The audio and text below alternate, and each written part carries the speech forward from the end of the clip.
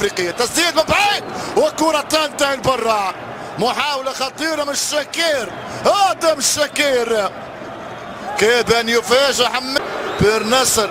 يلعب حاليا ديربي ميلانو نصف نهائي دوري ابطال اوروبا. كرة ترجع لصانع الفريق الجزائري. جار التنفيذ الان، ترفع كرة باتجاه المرمى. تبقى الكرة منطقة الجزائر، رأسية عند الحارس ناير، يتقدم ناير عرضية والهدف لصالح الفريق المغربي. رأسية وسام زكريا جول. المنتخب المغربي سجل على طريقة تنصيري الماتادور، يمنح تقدم للفريق المغربي. كرة اخذها الناير، عرضية من الناير يسجلها 18 زكريا. سيكو ينطلق، حموني يحاول مرور، حموني ما يمرش. كرة ترجع للفريق الجزائري، خداها بندير، بندير يستقط، يرفع كرة فرحات سهلة عند الحامل الناير. الناير 1-1 ما يمرش مع فرحات. كرة مسترقة بالأول، التصدي موجود، تبيعها كرة التعادل. الحارس يتصدى، تبقى خطيرة، أوقفها بن غسيل. بن غسيل وشها لوشها يضيع زياد صالح. كرة مررها لي ناتوف، مسلم يمرر لصالح الفريق المغربي. هذه عملية هجومية والدفاع. بن غسيل الحارس المغربي حاول ناتوف الوصول، إصابة بن غسيل. سلامات الحارس المغربي لصالح الفريق المغربي. تضيع على اللاعب معالي.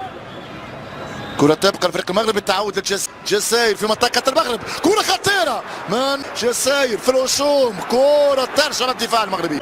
هذه كرة منطقة الجزائر، مغرب في الهجوم.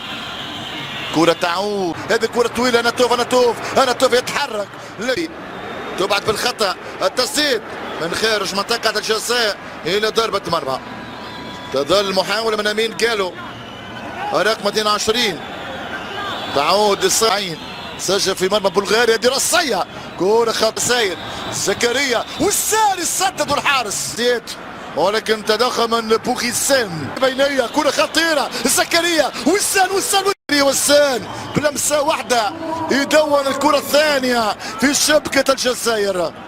2-0. كرة ضربت الدفاع الجزائري. زكريا والسان كان حاضر، كان شاس بلمسة واحدة يسجل، لكن في تدخل قوي بداية اللعبة.